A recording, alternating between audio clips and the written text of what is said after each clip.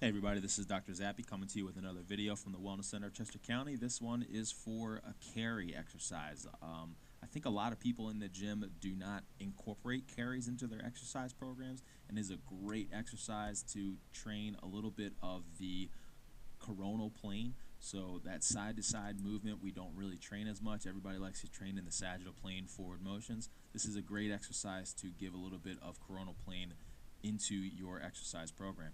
So a lot of times what we'll see is when somebody walks is the hips pop out. I like to call it the runway walk. Basically, when this hip kind of is the stance leg and the other leg is rising up to go forward, basically what will happen is the hips will shift out. So you'll see this constant shift where this hip goes out, then the other hip goes out, then this hip goes out. Every time they take a step, their hips are moving back and forth like a runway walk. So in order to strengthen that, what we need is we need hip stability. We need stability in the gluteal muscles in order to control that movement and keep everything nice and stable, nice and strong. So what this is going to do is it's going to add weight to one side so that it forces the hip to actually contract so that you don't slip the hip out and injure yourself, basically. So adding more weight to this exercise is really good.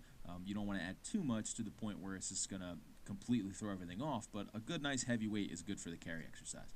Basically what we're going to do is we're going to carry it down on the one side, and after we carry it on one side, what we're going to do is switch over to the other side, do the other side, but he's going to show you a progression of how to make it a little bit more challenging if this isn't as challenging enough for you. So let's go ahead and take a look. I'm going to throw it in slow motion here. So down at the side, nice and close. We don't want too much shift out every time he takes a step. So this is actually decent here.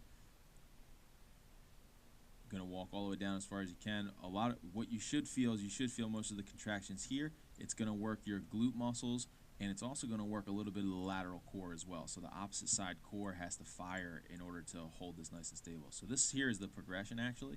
What I'd like to see, I'm just going to pause it for a second here.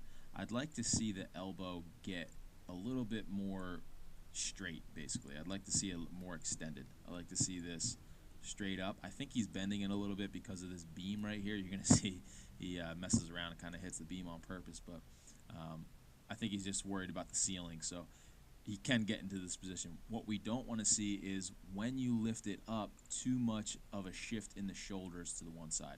So we don't want to see lateral flexion and any type of bending here. So if you're walking and you have a mirror in front of you, your body should remain straight. You should remain in this kind of alignment when you're doing the carry, even if when you raise it overhead. So you shouldn't have too much shift left or right. The whole purpose of this exercise is to be able to control that movement, and if you're going over too far one side or the other, you're not controlling the movement, so you're not doing the exercise properly.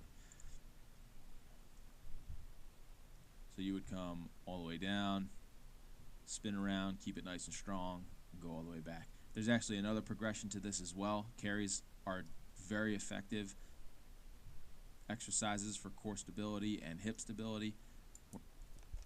So if you have any questions, comments, or concerns about the carry exercise, please leave them in the comment box below. Please like, subscribe, and if you would like to visit a movement specialist to get more information on the carry exercise, visit your local specialist to see if it's the right exercise for you.